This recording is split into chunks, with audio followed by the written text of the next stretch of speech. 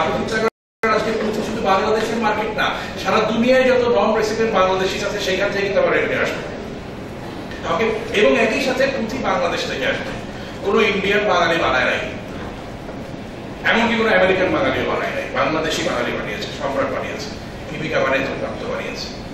So my point is এই জায়গাটাতে যে আমরা অনেক আউটসোর্সিং করছি, আমি এটাকে সম্পূর্ণরূপে, আমি নিজে আউটসোর্সিং করি, আমি নিজে প্রোডাক্টটা বানাই, আমি ওইটার ভেতরের লোক। আমি এটার ভেতরের লোক হিসেবে বলছি আমাদেরকে প্রোডাক্ট বানানোর ক্ষেত্রে সরকারিভাবে বড়ভাবে চিন্তা করতে হবে। আমাদের ছেলেরাই মানুষের জন্য বানাচ্ছে, ও নিজের জন্য বানাচ্ছে না। এই প্রবলেমটাকে অ্যাড্রেস করতে হবে, এটাকে বুঝতে হবে, সেই বুঝে আমাদেরকে সামনে আগাইতে হবে। এবং পলক ভাইয়ের হেল্প নিয়ে যেটা বললাম যে একটা ভালো প্রোডাক্ট আপনারা বলেন, তোমরা প্রোডাক্ট আমাদের কাছে নিয়ে আসো, যদি আমরা পছন্দ করি আমরা সরকারিভাবে পিপিপি করবো, প্রোডাক্টে পিপিপি করবো, এটাকে মার্কেটিং করি। আমরা জাইটেক্সে যাই, আমরা বিভিন্ন দেশে যাই, আমরা গিয়ে ওইখানে আউটসোর্সিং এর কাজ করি, প্রোডাক্ট মার্কেটিং করি না। ওই জায়গাটাতে আমাদের আলাদাভাবে ভাবার সময় হয়েছে। Once again thank you very much Shibika, এই দুয়ারটা খুলে দেওয়ার জন্য, যে মানুষকে দেখায় দেওয়ার জন্য। আমিও তো একটা প্রোডাক্ট বানাই, আমার তো লঞ্চ করতে পারি নাই, আমাদের মতো করতে পারি নাই, তো ভবিষ্যতে করবো। আমার সাহস বেড়ে গেছে, আমার সাহস বাড়ায় দেওয়ার জন্য ধন্যবাদ। পুরো ইন্ডাস্ট্রির সাহসটা বাড়িয়ে দেন। ধন্যবাদ সবাইকে, ধন্যবাদ।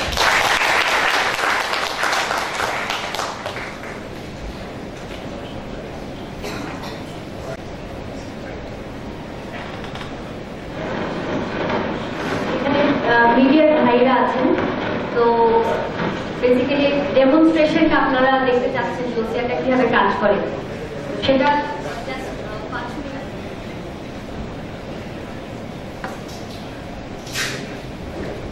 মুনতাসির তাহমিদ বেসিক্যালি একটা খুবই শর্ট, কিছু কিছু জায়গায় স্কিপ করতে পারেন বিকজ আমরা অনেক কিছু ডিসকাস করেছি, বাট এই ওসিআর এর ইমপ্যাক্টটা কি হতে পারে এটার একটা ছোট থট প্রভোকিং একটা পাওয়ার পয়েন্ট নিয়ে খুবই দ্রুত কথা বলবে, এরপরই আমরা ডেমনস্ট্রেশনটা দেখব। এবং আমি একটু ছোট্ট করে অ্যাড করি, বেসিক্যালি আজকে যে সেলিব্রেশন এটা হচ্ছে যে এই প্রোডাক্টটা মার্কেটে আসতেছে, তো এটাকে এটা প্যাকেজিং হচ্ছে, এটার প্রাইসিং নিয়ে কাজ করা হচ্ছে, এটা বিজনেস মডেল দেখা হচ্ছে। বাট এর মধ্যে আমরা আগামী কয়েকদিনের মধ্যেই এটা একটা ওয়েবসাইটে একটা ভার্সন তুলে দিচ্ছি, যাতে সবাই এটা যে কোনো জায়গা থেকে টেস্ট করতে পারে, ফিডব্যাক দিতে পারে।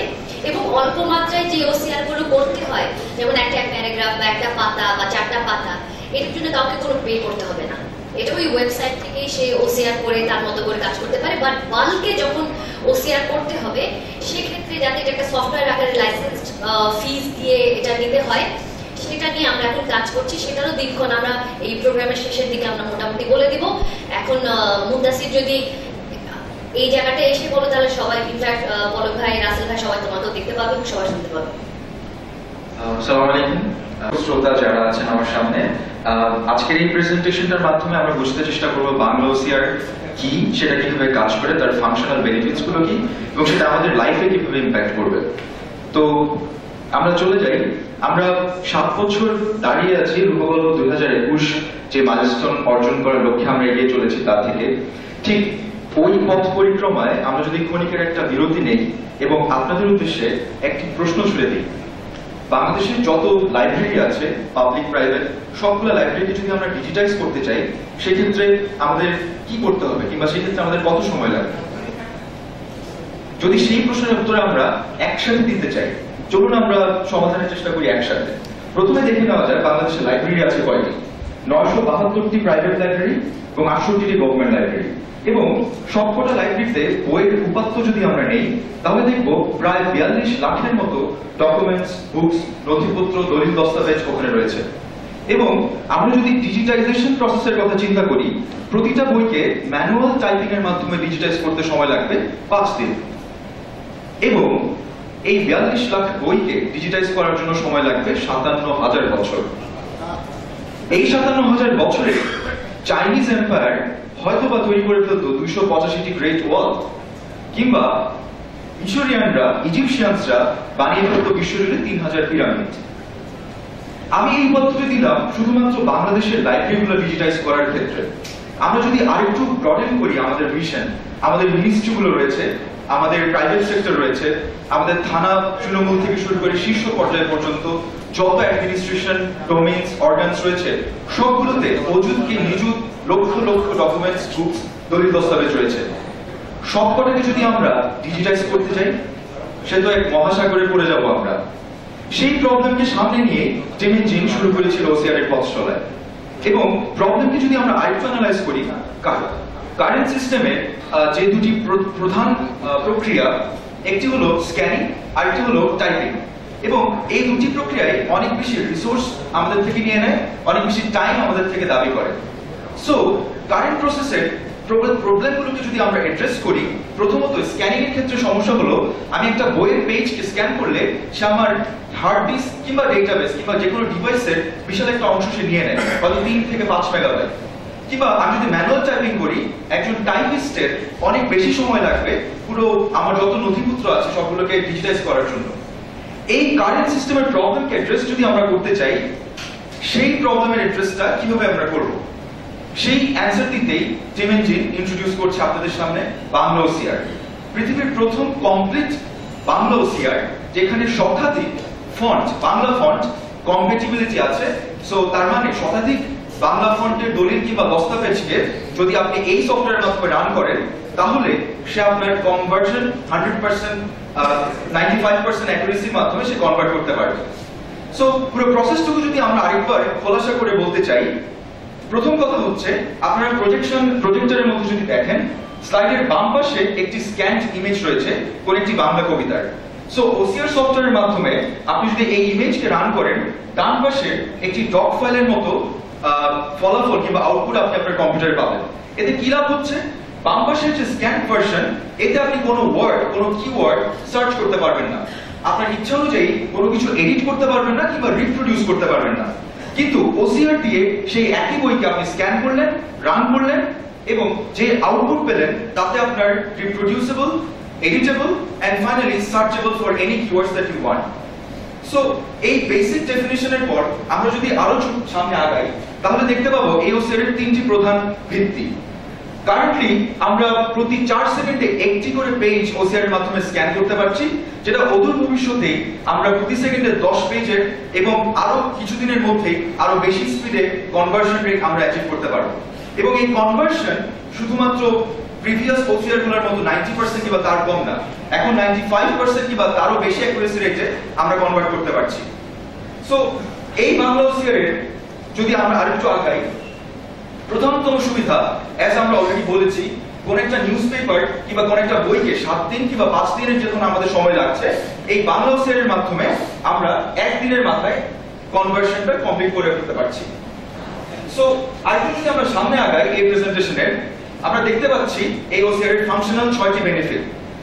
এর বাইরেও আরো হাজার হাজার বেনিফিট আমরা দেখতে পাবো ব্যবহার করার সাথে সাথে, কিন্তু প্রধানতম 6টি বেনিফিট হচ্ছে আমাদের কম সময় লাগবে, আমাদের cost expenditure of any Bangla document conversion অনেক বেশি কমে যাবে, আমরা একটা বড় ডিজিটাল ইনভেন্টরি ক্রিয়েট করতে পারবো যাতে রিপ্রোডিউসেবল ডকুমেন্টস মিনিমাইজ এররের মাধ্যমে খুব কম স্টোরেজ ফ্যাসিলিটির মধ্যে সংরক্ষিত হতে পারবে। এই ফাংশনাল বেনিফিটগুলো দেখে নেওয়ার পর আমরা একটু বোঝার চেষ্টা করি ওসিআর এর ইমপ্যাক্ট গ্লোবালি কিরকম। গত 30 বছর ধরে গ্লোবালি 36টি কান্ট্রি তাদের নিজস্ব ভাষার ওসিআর ইউজ করছে। বাংলা ভাষার ওসিআর এই প্রথম আমরা নিয়ে আসতে পেরেছি। গত 20 বছর ধরে গ্লোবাল ইফোর্ট দিচ্ছে অনেকে, কিন্তু বাংলা ভাষার ওসিআর বাংলাদেশ থেকে এই প্রথম টিম জিন তৈরি করতে পেরেছে।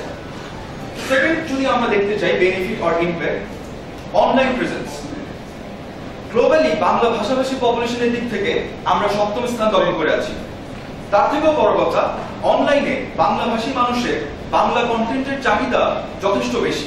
এই স্ট্যাটিস্টিক্স থেকে আপনারা দেখতে পাচ্ছেন বাংলা কন্টেন্টের ওয়েবসাইটগুলোতে 90%-এরও বেশি ভিজিটর থাকে ইন কম্পারিজন উইথ ইংলিশ কন্টেন্টের ওয়েবসাইট।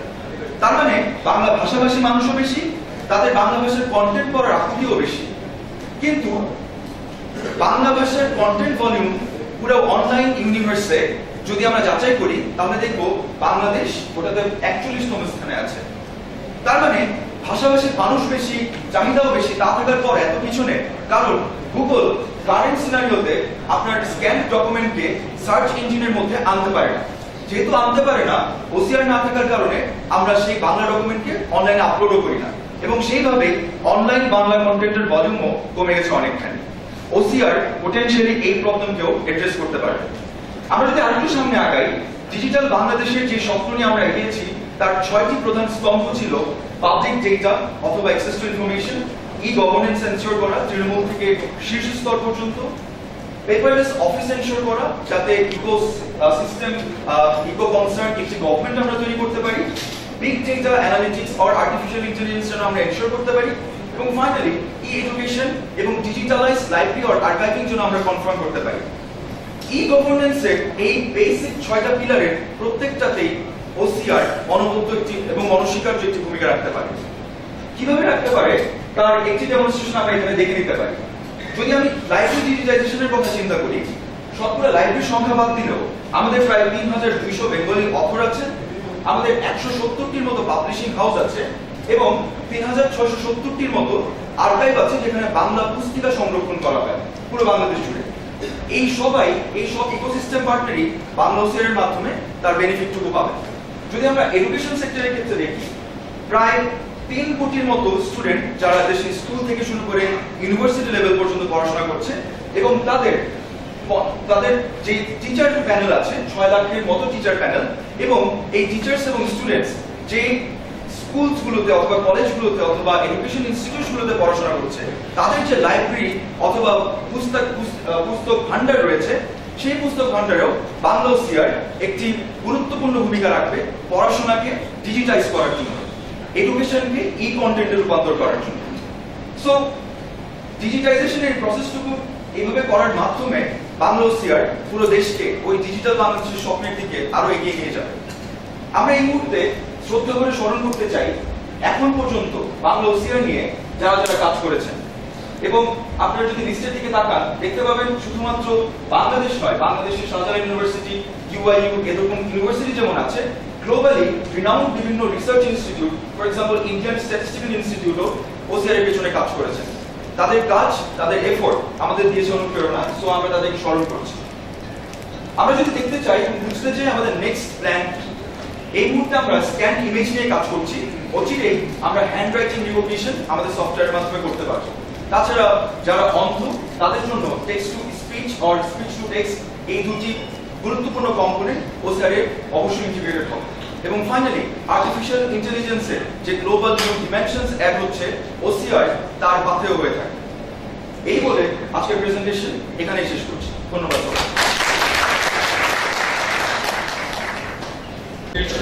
এবার একটা টেকনিক্যাল ডেমনস্ট্রেশন যেখানে আমরা দেখবো কাজটা কিভাবে হচ্ছে। আসলে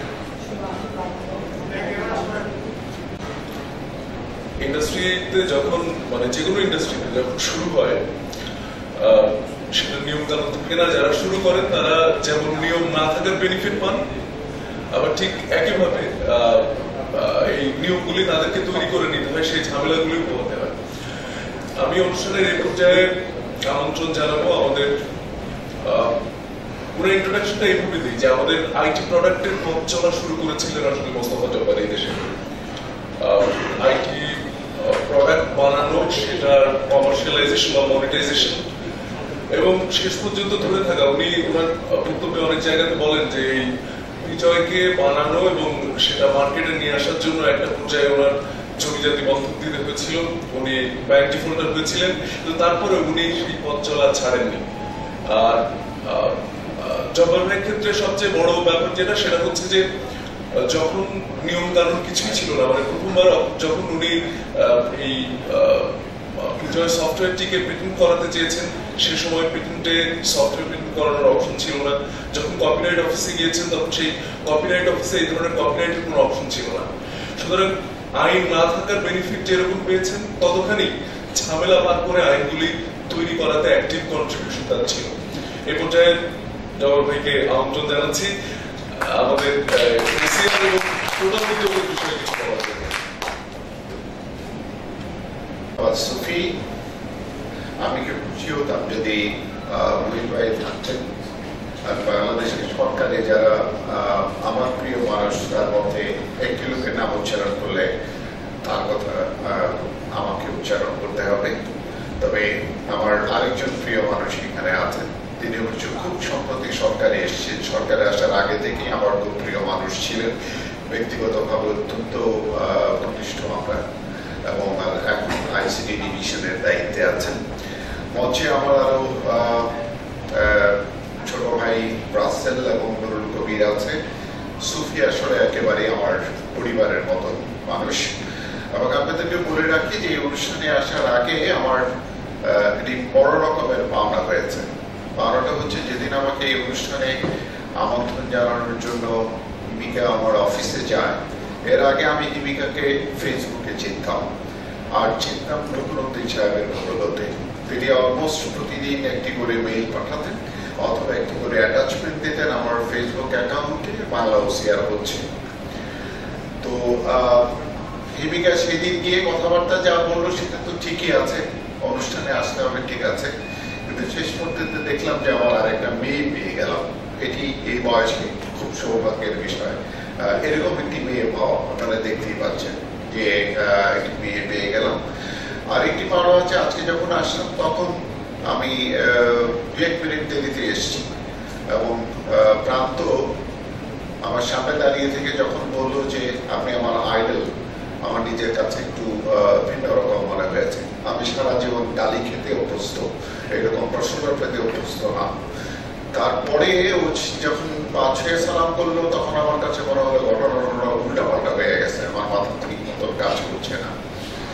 এবং এই যে অবস্থাটি সেটি সত্যিকার অর্থেই আমি আপনাদেরকে বলবো 1987 সালের 16ই মে ঠিক পাশের বিল্ডিং জাতীয় প্রেস ক্লাবে আমি একটি প্রোডাক্ট লঞ্চ করেছিলাম, সেটির নাম পত্রিকা আনন্দপত্র। সীসা হরফের বদলে কম্পিউটার দিয়ে কম্পোজ করা একটা পত্রিকা। এরপর 1988 সালের 16ই ডিসেম্বর আরেকটি প্রোডাক্ট লঞ্চ করেছিলাম, বিজয় বাংলা কিবোর্ড ও সফটওয়্যার। এরপরে আমি আর কোনো প্রোডাক্ট লঞ্চ করিনি। এবং আমার কাছে মনে হয়েছে রাসেল টি আহমেদ খুব ভালো কথা বলেছেন, আমরা খুব সহসা এই ধরনের কোনো অনুষ্ঠান দেখি না বাংলাদেশে। বাংলা ভাষা তো দূরের কথা, বাংলা দেশের কোনো মানুষ এটি পণ্য তৈরি করেছে এবং সেই পণ্য দুনিয়াকে দেখানোর সাহস করেছে, এইরকম আমার কাছে এটি আরেকটি দৃষ্টান্ত। সুতরাং এটার পেছনে আমার আরেকটি অভিজ্ঞতা আছে, এটি আমি বলি। সেটি হচ্ছে যে আমি শুনছিলাম ওই রুকনুদ্দিন মাহমুদ সাহেবের বদৌলতে যে ওসিআর হচ্ছে, এবং এই যে তালিকাটি দেওয়া হয়েছে তালিকার সবগুলোই আমি জানি। ব্র্যাক বিশ্ববিদ্যালয়ের থেকে টাকা পেয়ে কাজ করেছে সেটুকু আমি জানি, এবং অন্যান্য যারা কাজ করেছেন জানি। আমার কাছে মনে হয়েছে যে আমি যখন কম্পিউটারে বাংলা প্রচলন করি, বিশেষ করে একেবারে খুব নির্দ্বিধায় বলে আমার মূল টার্গেট ছিল প্রকাশনা শিল্প। আমি মহৎ কাজ করার জন্য, বিশ্ব জয় করার জন্য কিছু করেছিলেন আমি মনে করি না, কিন্তু আমার প্রকাশনা শিল্পটা খুবই জরুরি ছিল। প্রকাশনার দুটি প্রয়োজন তখন থেকে ফিল করছি প্রতি মুহূর্তে। একটি প্রয়োজন ওসিআর, আরেকটি প্রয়োজন হচ্ছে স্পেল শেখার, স্পেল এন্ড গ্রামার শেখার, ব্যাকরণ এবং প্রুফরিডারের চাকরি খাওয়ার জন্য। আমাকে অবশ্য গালি দেয় যে আমি কম্পোজিটরের চাকরি খেয়েছি। সো কম্পোজিটরের চাকরি খাওয়ার ক্ষেত্রে আমার মেয়ে হিমিকা আরেকটু বেশি অবদান রাখা শুরু করেছে।